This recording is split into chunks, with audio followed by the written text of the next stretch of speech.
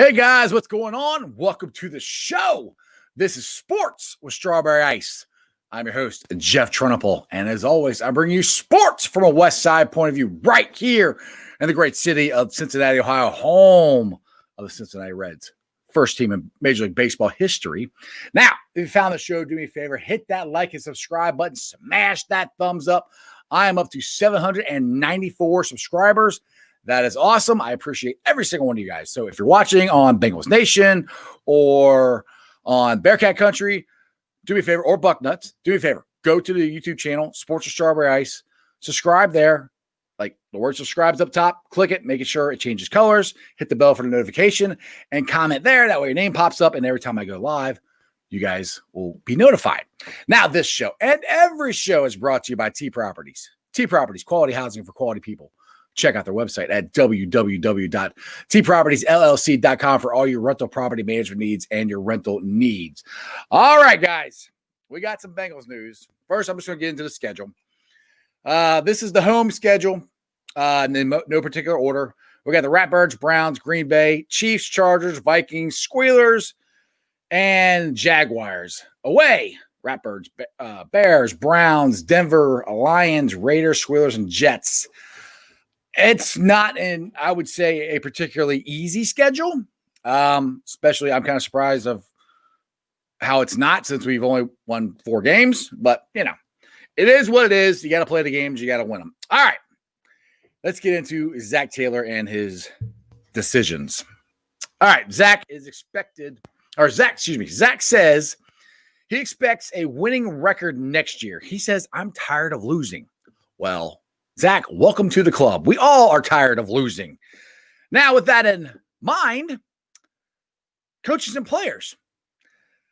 Zach kept his comments very general, saying those evaluations are taking place over the next few weeks. And he's going to be reviewing those coaches and players and which ones he will take to the next season. And he said he has to say so on his staff, which he wouldn't talk about, specifically assistants retained, although indications are that he's keeping his coordinators. Reports have identified only a handful of position coaches moving on, including both line coaches, both your defensive and offensive line coaches. Now, my question for Zach is, you are 625-1 with a 203 winning percentage in 2 years. Our defense lost us lots of games we should have won this year. Lou Armadillo wanted to play the 3-4. Never played it. We signed guys at free agency to play that. He never played it.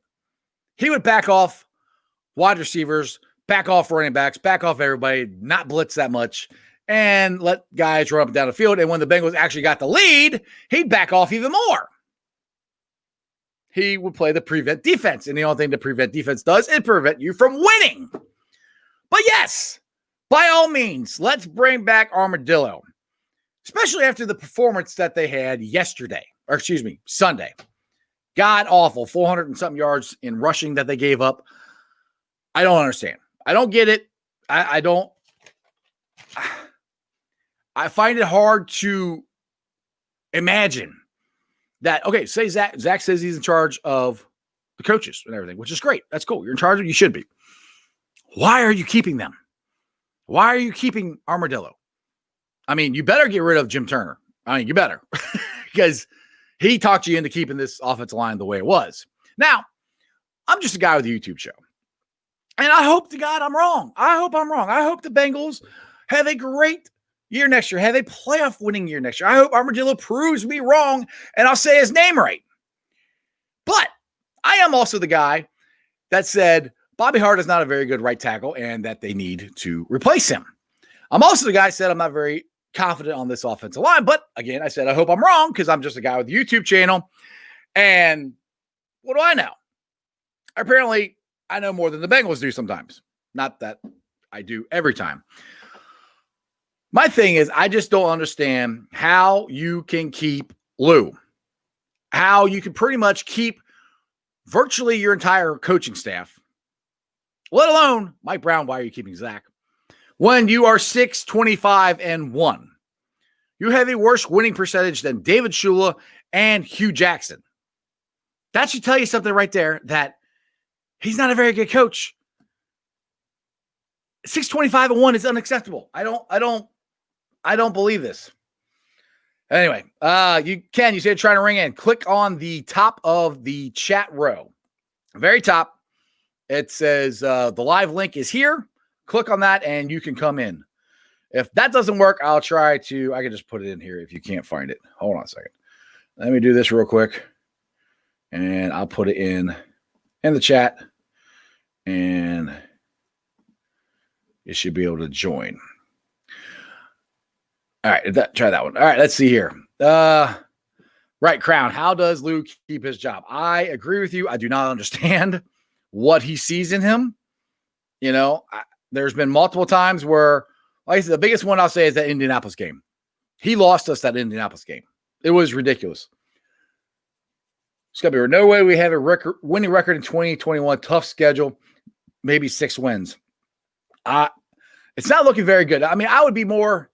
And this is another thing that I can't believe Mike Brown is just missing the boat on this.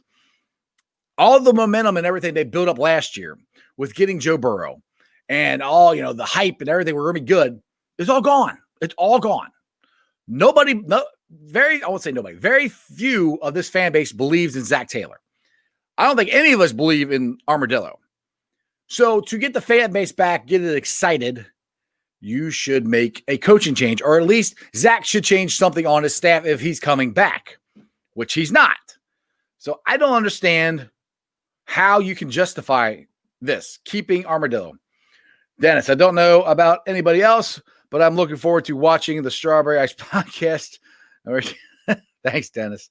I thought it was a Bengals talk, but I appreciate you, Dennis. Thanks for the shout out, brother. All right. Bengals report. Well, the defense of line was bad.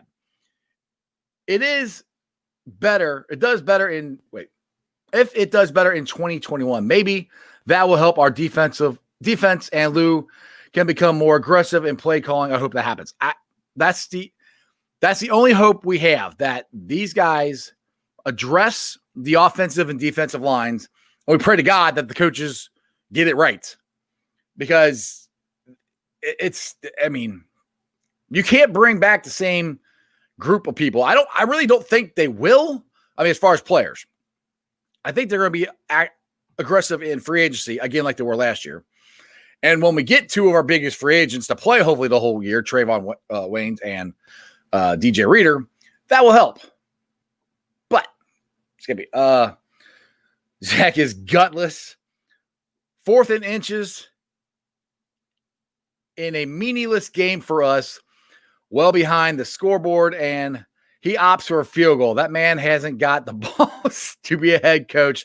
This is why he won't sack Armadillo. I couldn't have said it any better, to be honest.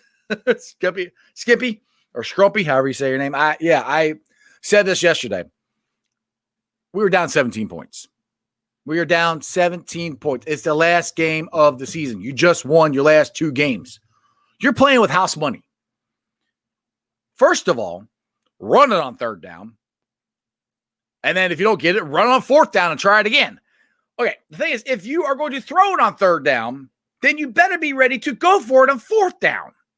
Not kick a field goal when you're 17 points down. That doesn't make any sense. There's so much stuff that he's done that just doesn't make any sense. Brad, what do you got here? You wish we could get Wade Phillips. Yeah, as D coordinator? Yeah, that would be – I would love Wade Phillips as D coordinator. He has been a great defense coordinator wherever he has been, and that's the type of guy that I think Zach needs. He needs a veteran coach.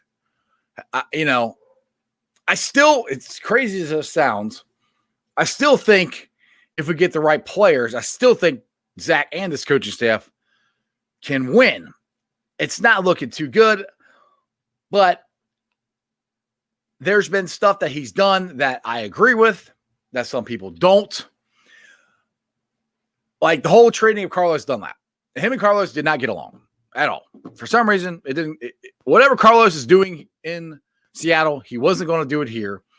And with the productivity that Carlos was giving us and the amount of money that we owed him, we weren't going to get much for him. So I know people keep complaining about the trade and everything, and I put that on Carlos. If Carlos can do that in Seattle, why in the hell couldn't he do it here in Cincinnati?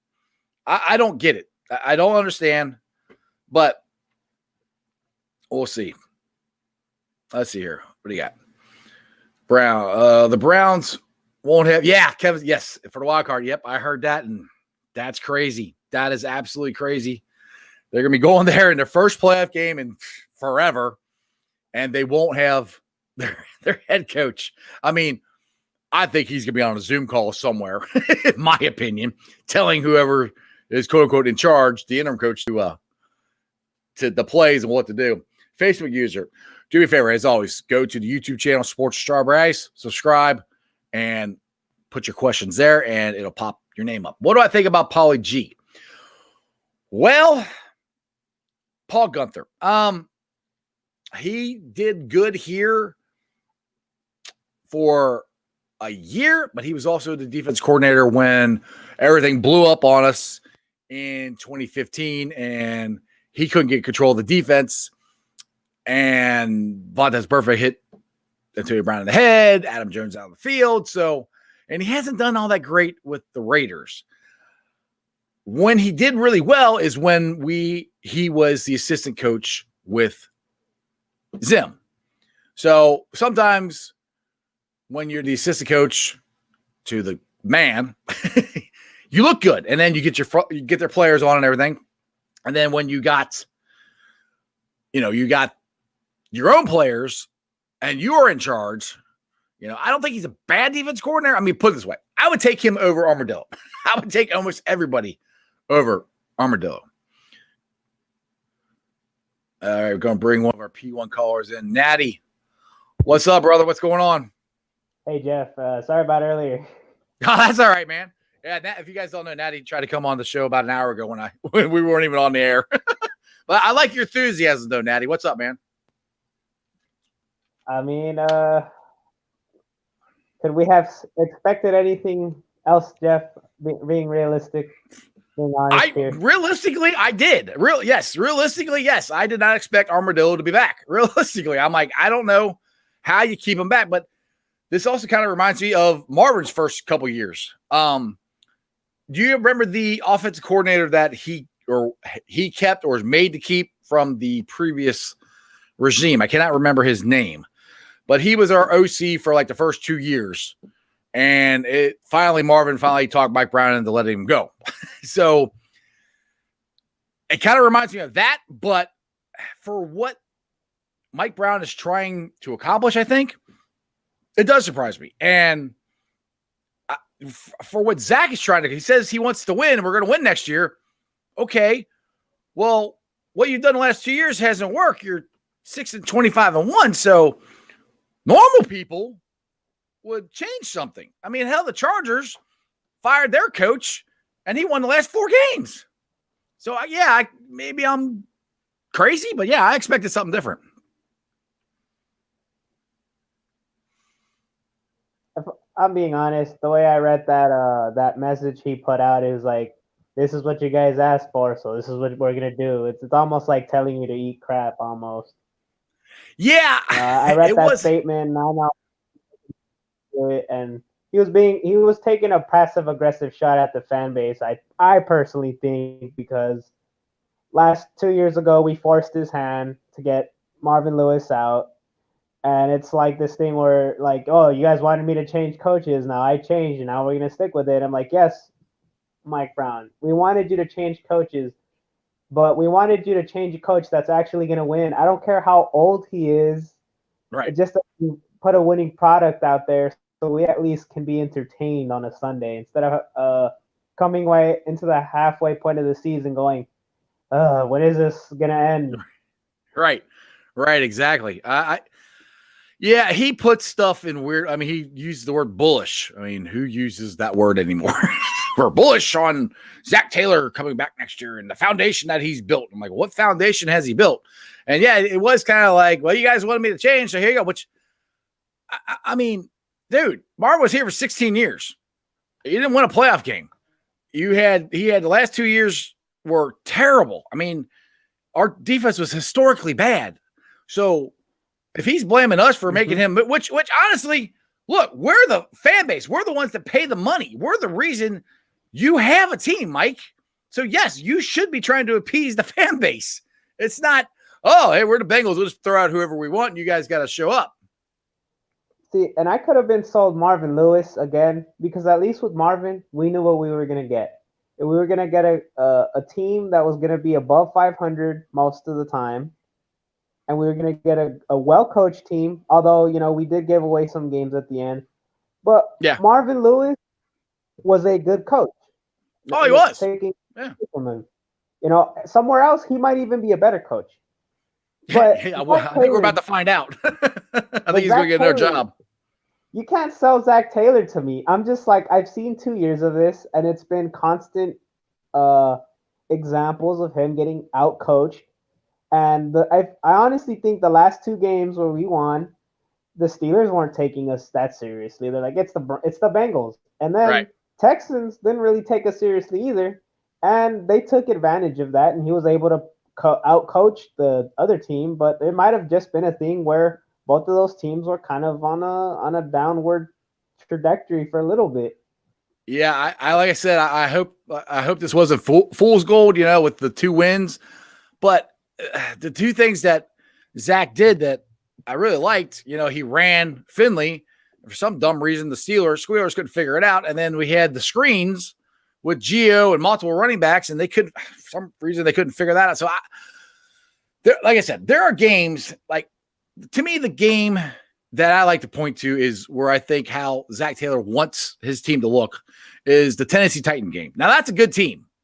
They're going to the playoffs, and we beat them. And we beat it pretty handily. It wasn't really, it was never really in doubt.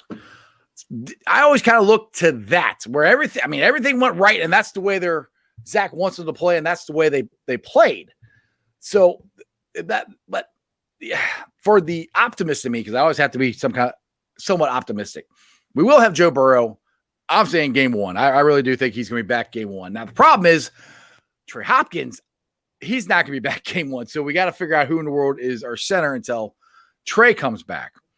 So if they could fix the offensive line, which I seriously, in 2 picks, they could fix it. I mean, if they pick the kid from Oregon and they can get a guard in the second round, they could fix the offensive line if they all pan out like we think they will. Or they could sign a couple free agents and fix it that way and address the defense in the draft as well. But I mean, as far as fixing the lines go, which is the 2 biggest problems this team has, there's lots of linemen in this draft, offensive linemen, defensive linemen, throughout this entire draft. So it should be pretty easy for the Bengals to fix the problem. Now, the other thing you got to take into consideration, which is what I know Mike Brown's saying, we had a ton of injuries, which he's right. We did. We had a ton of injuries. But other teams overcome injuries. If you're a really good team, you should overcome injuries. Obviously, we're not a really good team. So if you put all that together, there is a chance that the Bengals could be good next year and Zach Taylor could figure this out. I'm just throwing out the optimistic version of it. I don't know if that's going to happen. I hope I'm right as far as that goes. But like I said, I wasn't wrong about the offensive line, and I don't think I'm wrong about Armadillo. I think his defense. If you get the right guys and you still can't figure out how to use them, it doesn't matter. And I don't think Armadillo ever figured out how to use what he had. And I think apparently there's a statistic out there that actually determines how much injuries impact your winning percentage. And already the injuries impacting our winning percentage was almost mute. Like, it almost didn't really make a difference. So that excuse of injuries, like, yes, I get it. But we were hurt. It's just an excuse. We've been hurt for 6 or 7 years. Yeah, it's an excuse. And I get why they would try to do that. But in my opinion, if you're gonna commit to Zach Taylor, well then I want them to just to be running out of a heavy set now. Start, bring in a fullback. Start, have a three-headed monster with Mixon, P. Ryan, and Giovanni Bernard. Yeah. Give Joe Burrow some time to get back into the offense and just start. Do what Cleveland does, just run the ball. If we're gonna beat you, we're gonna beat you by running the ball. Right, exactly. Force it down your neck. Exactly. So that's what I think they should do. All right, Natty, as always, I enjoy the call. We got the star of the show, Ken from yesterday, wants to jump on, so I might have to let you go. Later, man. Thanks. Yeah. All right, Ken. Let's see. Hey, Jeff, can you hear me? Yes, sir. What's up, brother? I can't see you, but I can hear you. I can see you, but I don't know if you can see me. Nope, can't see you, but we can hear you, so it's all good. What's going on, man? Well, I appreciate you letting me come back on your show and everything. The last host or guest you had on there hit the nail right on the head. Yeah. He said draft a fullback. Have you noticed that one of the things I've noticed, is it against NFL regulations to have a two-back set? The Bengals always line in that one-back set, and, you got two great running backs. Right. And they never put them in the same on a play at the same time. Never. Well, I'll bring that brings you back to Bengals history. I know you remember this, but you remember Ickey Woods and James Brooks? How many times were they in the backfield in 88? A lot. Right. And I do honestly, I thought about that a lot. I'm like, and I've never seen the Bengals do that again. But we have that combination with Gio and with Mixon. I mean, Gio obviously is Brooks and Mixon is Woods. I mean, we got that combination. So why do they take advantage of it? And when when Mixon was playing, Gio, they didn't use him that much. And I never, ever understand why they just forget about him. It makes no sense to me. And as I said, and as you know, and all of us have talked about, so I just wish, Mike Brown and them would pay attention to the fans' concerns and their ideas. Right. Because I think they're worth listening to. Yes. There's nothing wrong with constructive criticism. We fans, we're not stupid. Right. We see from an outside perspective, even though we are fans, we see from an outside perspective what's going on. I wanted to do this if I could. I have the entire quote of what Mike Brown said. Yeah, go for it. And the fans would understand why Chicken Armadillo wasn't going to be fired. Yep. We're going to get more next year of the prevent defense, Chicken Armadillo defense, which is proven not to work. No smash mouth bump and run coverage, none. Right. Nope. Makes no sense to me, period. But here's what Mike Brown said for the audience. And I'm not trying to steal your thunder, Jeff. No, go for it, man. It's all you. Go for it. He said this for the audience. Our fans wanted a fresh new direction 2 years ago. And that is what we aim to do in hiring a bright, energetic head coach in Zach Taylor. He said in a statement released by the team, we remain bullish on the foundation Zach is building. And we look forward to next year giving our fans the winning results we all want. What foundation? I cannot believe that he made that statement. I tell him, like, what? He's basically saying he's satisfied with mediocrity play and losing. He's satisfied with 625-1, a 203 winning That's percentage. Right. We're heading in the right direction. Okay. That's not good enough. No, I agree. That's not good enough. That's not going to get it done. And like I say, he wants 2026 is coming around here, and I know you're down there in South Carolina, but they have the stadium lease coming up, and I know he wants to get not a new stadium, but a new lease. Well, they need a new stadium. It's outdated and everything. Look at the other stadiums. Look what Las Vegas did when the Raiders came to town. Have you seen that stadium? Oh yeah, it's awesome. Art. We're still paying for the stadium here. That's the problem with us. It was all built on taxpayer money. That's because they haven't really won. They haven't ever since the 80s left, they haven't really been a Super Bowl contender. We had that 5-year run, which was awesome of all the playoff losses, but that's the best run we've had since '88. But I mean, that's where I'm like, yeah, I see you. I see you there, Jack, Bob K. Just hang on a second. I'll get you on here in a second. What was I saying? But so and that's where I think that Mike Brown, that's where his statement surprises me, because I know he wants to get a new lease, and that's one of the biggest reasons I think he fired Marvin and hired Zach and did all this stuff and went through all these free agents and everything. And I think the way Mike Brown thinks, well, I did all this and it still didn't work. So, but that's the thing. It's just because it doesn't work doesn't mean you don't keep trying. And that's kind of like where I'm at with him keeping Zach Taylor. Well, it didn't work, but maybe it'll work next year. Like, that's the sign of insanity. You can't keep doing the same thing over and over and over again and expect different results. So, I don't know why Mike thinks it's going to be different. I mean, I pray to God it is. I hope I'm wrong. But I just with the stadium lease coming up and everything, that statement surprises me, because you can take it. Lots of fans have taken it at, well, this is what you wanted, so we got a new coach, so I'm not doing nothing. There you go. And that's just not the way it should be.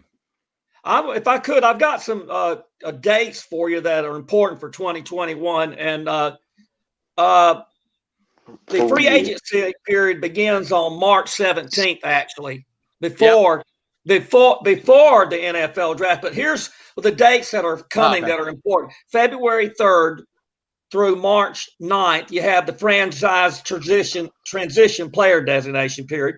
Right. March 17th, 2021, the new year begins for the league. That's when the free agency period begins. April 5th, start of all season workouts for teams with new head coaches. April 19th, start of all season workouts with teams with incumbent coaches. April 23rd, last day of free agent signing period. April 28th, last day to match offer sheets for restricted free agents. And then April 29th to May 1st, the 21-21 NFL draft, which, by the way, fans, it's going to be held in good old Cleveland, Ohio. Yep. It's going to be up there in Cleveland. Yeah. What's up, Jack? Welcome to the show, buddy. I just wanted to say, who day, we day, these Ravens day. Now, I got something else to say. What's up, buddy? What is it? Am I the only one that thinks Cleveland could beat Pittsburgh? Yeah. Because I think Pittsburgh almost came back on them with their backup quarterback. Everyone's an upset. Everyone's an upset. I think the Bills. Bills lose to Indianapolis, and Cleveland doesn't have their head coach. Well, I think Buffalo will lose Indianapolis. I think my Ravens will shred Tennessee. I think the Seahawks will beat the Rams, and I think the Bears upset New Orleans. You got a lot of upsets. I don't think the Bears are winning. I look, I would love the Browns to beat the Squealers. I can't see any Squealers, but I don't see it happening because, like I said, they damn near came back and won it with their backup quarterback, and the Browns had all their players. So, yeah, we'll watch the Browns. What's up, Ken? Browns. I'll get off soon because I know I just got on here, but I don't want to bother your conversation. We're at Ken Riley. Do you think he gets it next year? What, the Hall of Fame? Yeah. No. He should. He should already be in the Hall of Fame, but no. I don't think anything was getting in. He's top 5. He's top 10. He's top 10, right? He's top 5 in interceptions still. Yes, he was 3. He was 3rd when he retired. He's top 5. Yeah, it's ridiculous that Ken Riley's not in the Hall of Fame, but no, I don't think he will. They don't give the Bengals. We got one, and we should be happy with that, I guess. Man, they give the Browns more Hall of Famers than you guys. Not here lately. Not here lately. Well, I mean, the Browns had some pretty good Hall of Fame players back in the day. So yeah. Okay, I'll go, man. Thanks for having me on for a little bit. All right, brother. See ya. Thumbs up. So what else you got, Kenny? You're saying something about putting a petition out there or something? You said that before the show. Yeah, fans don't give up. But, as I said, the fans should matter. Fans are to do something to get the attention of this ownership. Start a petition up and say, look, we know you're bringing back basically the entire coaching staff, but at least do this. Fix this O-line and defensive line problem. It's got to be dealt with. I've got a plan here myself, and I've got a list of players to keep an eye on other than we all know that Penei Sewell's considered the top offensive tackle, but there's some other people out there to keep an eye on. Right. Rashawn Slater, the offensive tackle at Northwestern. Yep. Christian Darsal, offensive tackle at Virginia Tech. And here's one that the scouting department put a big star by, Jalen Mayfield, offensive tackle from Michigan. He's versatile. He can play right tackle and left tackle. Great run blocker, great pass blocker. Don't that sound like, sounds perfect. Perfect. And the beauty of this, he's projected to be a late first-round draft pick to early second-round draft pick. Remember what I said? If we're not going to end up being able to draft Penny. Yep. We need to trade that pick and trade down to pick up some more picks. Why not? Right. Well, I'll reference what another caller said a couple weeks ago. I think it was Keith. I think I was name. But what he said is if you fix the offensive defensive line, that makes everybody else better. That makes average wide receivers better. And with Joe Burrow as your quarterback, that he's going to make average wide receivers better. So we don't necessarily need to get the big shiny toy of Chase or Pitts or any of these other guys. I mean, it'd be nice to get them, but if we get a great offensive line and a great defensive line, that's going to I swear to you guys, if they do that, that'll solve 99% of the problems. Now, if the coaching staff can't coach them, that I can't fix. But if they draft the right guys or sign them as free agents, we could be a playoff contention team because there is talent on this team. If you give Hicks holes to run through, which he's never had since he's been here, he's going to go over 1,500 yards easily. We got to address the weaknesses of this team. Some other 2021 defensive linemen to take a strong look at. Marvin Wilson from I believe it's Florida State. He's a top defensive lineman. He's projected to be a top number 15 pick. Jay Tafili, who's strong against the running. He can really push the pocket. Right. What do you think about these guys? Who you got? Ideas. I think Jeremy said he wants to draft the best available player. I think it's more than just that. Draft the best available player where you have a need. Yes. Where you have a need. Well, one thing I say about that is we're me and Jeremy are, I think, preface what Jeremy was saying, is if we stay at 5 and Sewell is not there, we don't want to be reaching for an offensive lineman that we could have got lower in the draft. So I go to your point where we should then trade, down to get that. But if the Bengals don't, then I don't want them reaching for a guy that shouldn't have been drafted that high. You should draft, guys that are slotted in that area. Does that make sense? Yeah, I mean, the problem is, though, the Bengals have not been aggressive during the draft. Normally, they stay right where they are, and they'll reach for a player. They're not afraid to reach. John Ross is a prime example. Yeah, they reach. Now, that draft pick, the way I understand it, Jeff, that was all Mike Brown's idea. Oh, it wasn't Marvin Lewis, because you could tell Marvin Lewis didn't even play him the first 2 years. Why did they draft this guy? You got to have a reason. That's just what I'm talking about. If you have a need, you got to need. This offensive line problem goes way back, even when Carson Palmer was with the Bengals. They never fixed it. That's one of the reasons why Carson Palmer just he retired, threatened to retirement, and got out of town. And today, one thing I say, they fixed it once Andy was here, because they had a really good offensive line that 5-year run. That was the best. They let them go, though. Yeah, I know we talked about that yesterday. This team went downhill when they had 4 guys, all free agents. They let all 4 of them go. They let Witt go, they let Zaire go, they let Marvin Jones go, and they let Sanu go. They let all 4 of them go and had no plan to replace them. Their plan to replace Whitworth was the swinging gate Obwehi, who was terrible. He was their plan. Yeah, they drafted him an injured player. Right. It didn't make any sense. They could have got him second, third round. That's a reach there. That's a reach. Right. Well, and the thing is, at the time they did it, I was kind of okay with it because our offensive line was set, was good.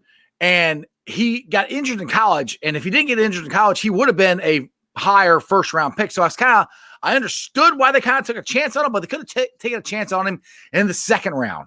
He probably still would have been there, So that was a reach, definitely a reach for where they drafted him at. I understand why they drafted him because of the potential that he had, but he's never got back to the way he was in college. So I understood that to a certain extent, but the whole John Ross one, that was a reach because they had no plan. What they should have done, I understand they had 4 free agents. They can't sign all 4 of them, but they should at least sign 2 of them, sign, Whitworth, sign Sanu or Jones. You can't let 2 of the guys, or just sign your 2 offensive linemen. There's 2 starting offensive linemen. You got to remember that. Zeitler was a guard and Whitworth was the left tackle. Sign those 2 at least. I mean, that's the more important thing is your offensive defensive lines. And that's why I never understand why Mike Brown does not get that. And it drives me freaking nuts. I have a little quote, if you would allow me to quote this, and I'm not trying to hog the show, but there's a quote by Vince Lombardi I think is fitting. Mm-hmm. It is fitting here. And Vince Lombardi said this. He said, if you aren't fired up with enthusiasm, you'll be fired with enthusiasm. Now, exactly. Now this what he told Mike Brown told the Bengals Nation here. Did he seem fired up to you? Did he say, "Hey, when does Mike Brown ever seem this is a terrible season, but we're going to get this ship headed in the right direction. We're looking forward to next year and the NFL draft. We're going to be making some big moves." You don't hear that. He just said this. He said to the fact that adversity and hard work will help us next. He says we'll enter the offseason look to shore up our weakness. He didn't say to fix the problem. He said to shore up our weakness and amplify the strengths of our talented young core. We're not discouraged, but still feel motivated and confident next year we will reap the benefits of the work that has been done today. I mean, I look. I keep saying I'll say it again. If they fix that offensive defense line, he could be right, but they've got to fix that. That is the only chance in hell they got of fixing this thing and being a winning culture. And why Mike Brown answers stuff like that? And I have a question for you. Have you ever seen Mike Brown excited about anything ever? He's got to be. I've actually written Mike Brown and gotten letters from him, and I've also spoken to his son, Paul Brown Jr. Really? And stuff. Paul Brown Jr. He's really nice and everything, but I just believe, the problem that we're having, it's more than just changing coaches and drafting certain players, because all that is controlled too much by management. The management front office, there's just too much. The interesting thing is Zach said, and I have to go on his word, he said he's in charge of who he picks for his coaching staff. Now, from what I've noticed the last couple of years, I think Duke Tobin is 99% in charge of picking the players, is what it seems like to me. I mean, that's who we saw last year going into the draft. We always saw was Duke Tobin, and we saw Zach Taylor. Never saw Mike Brown. Didn't see anything. And what I think Mike Brown does is he kind of does what Jerry Jones does. He falls in love with a player, but you can't talk Mike Brown out of it. Like Jerry Jones fell in love with Johnny Manziel. He got talked out of drafting him. And Cowboy fans are extremely glad he did. I think once Mike Brown makes his mind up on a player like John Ross, you can't change his mind. And Marvin Lewis' way of showing him that he was wrong is not playing him. So I agree with you that I think Mike Brown does have say-so in it, but I don't think he has as much as he used to. It just going by what the drafts have done. The way the drafts have gone, I think, and the people that have been in front of the camera, and the ones who have to explain why they drafted who they did, Are you aware that I just learned this today? What's up? Trey Hopkins suffered an ACL tear in the Ravens game. Yes. Yep. More great news for us Bengals fans. Now, it makes, So that's we've talked three. about- That's three offensive line we got to try to figure out now, because we need to fix this line. I don't think he's going to come back. not It by the takes a beginning of the lot year. longer for these big offensive linemen to come back from an ACL tear as compared to a Joe Burrow. quarterback. Yeah. I don't And think- the funny thing is, when I saw that, where it was Zach reported that yesterday on his press conference, Hopkins walked off the field. I mean, he was limping a little bit, but it wasn't. They didn't cart him off or anything. I'm like, that's why I was completely shocked. I'm like, are you kidding me? He tore his ACL. I thought maybe he ACL.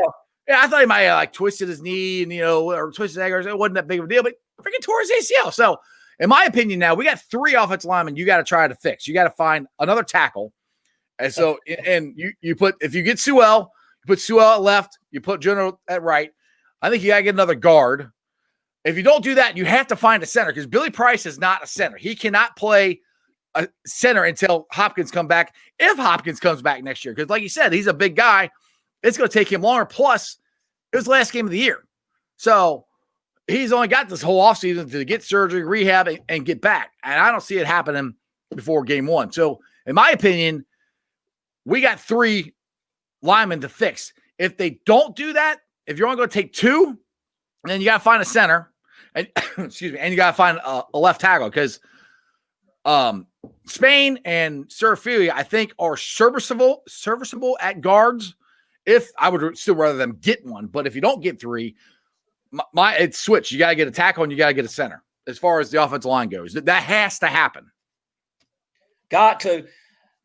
The thing is too, that this team does not have no identity. No. If you were to ask any fans, are we a running team or are we a passing team? What are we? We don't know. You take if you mention name the Tennessee Titans, what's the first thing that comes to your mind? Derrick Henry. Yeah, all right. Every time you mention the Bengals, when Joe Burrow's out there, people think Joe Burrow. Right. They had this stuff here. I knew it was going to happen. Just disaster waiting to happen. They had this kid throwing 40 to 50 times a game. Right. I'm telling you, this guy, after some of these games, he probably had to get a shoulder rub like you never even, but his arm was probably wore out. Now, one thing I'll say, to me, my defense, and I seem like I always try to defend Zach, and I'm not trying to, but that's on Duke Tobin, because Duke Tobin didn't have an offensive line where our running backs could run, because that was, everybody said, we need to run the ball. But if there's no holes, you can't run the ball. If you run in first down and second down, you don't go anywhere. You got to throw it. You got to drop back and throw it. So if you figure out, like most games, we're not running the ball. That's why, if you notice, Zach had Burrow just do a 3-step drop, bang, get the ball out as fast as he could. That's what was happening for the majority of the season. And like I said, I think Zach used what he had, which he didn't have a very good offensive line, and he knew it, and he knew he couldn't run the ball because he did try.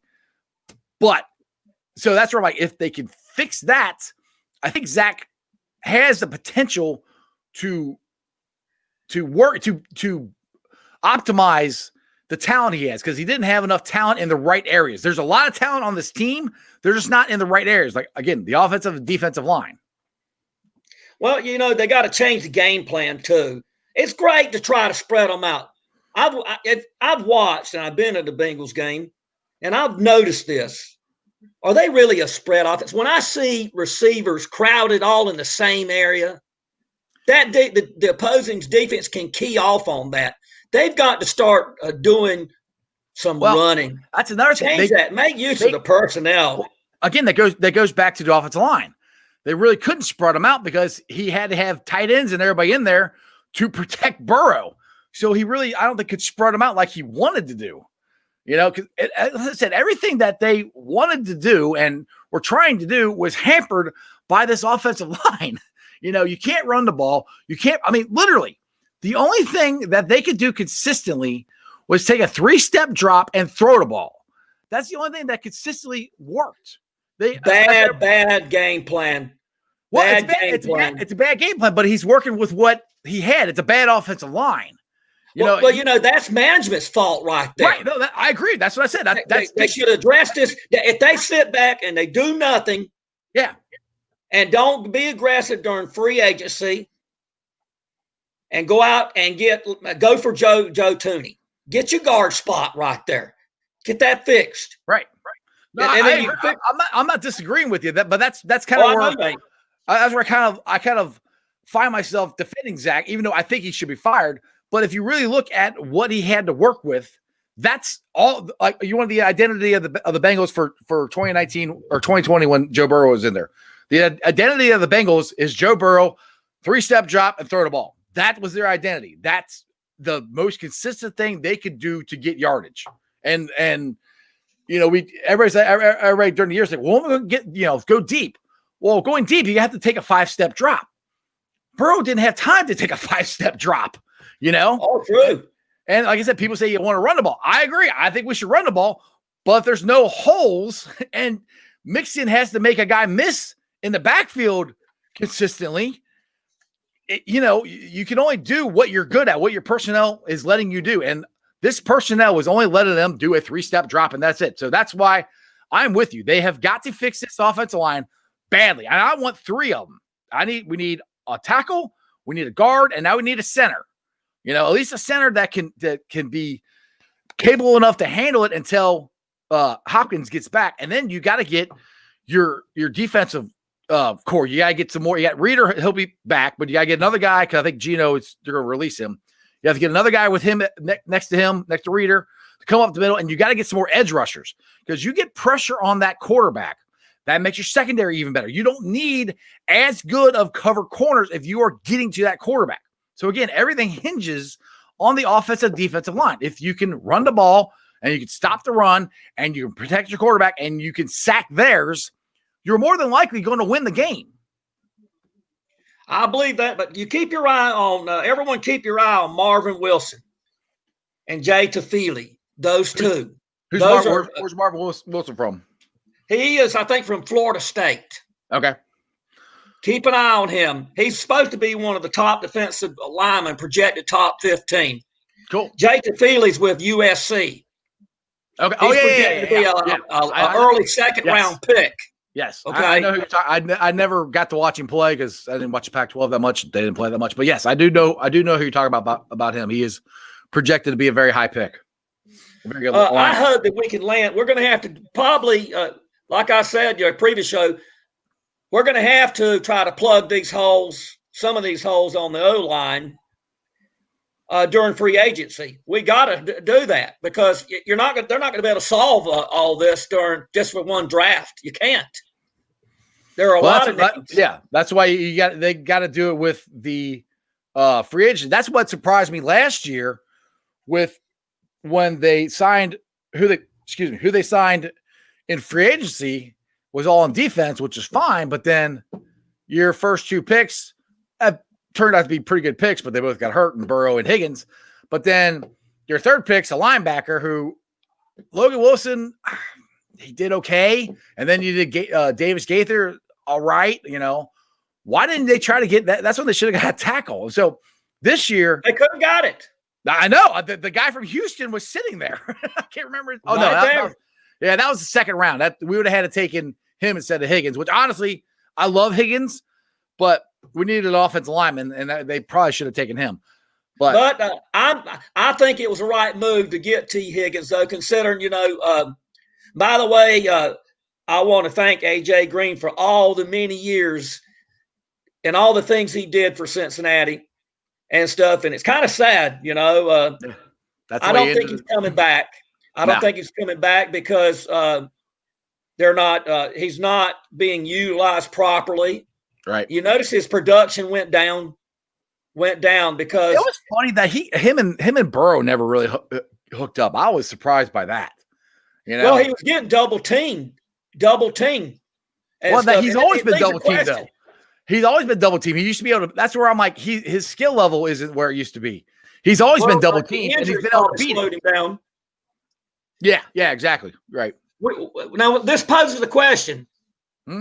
AJ Green, more than likely, and the fans probably are with me on this, is going to be gone. What's going to happen to T. Higgins then? Who's going to draw the double coverage then?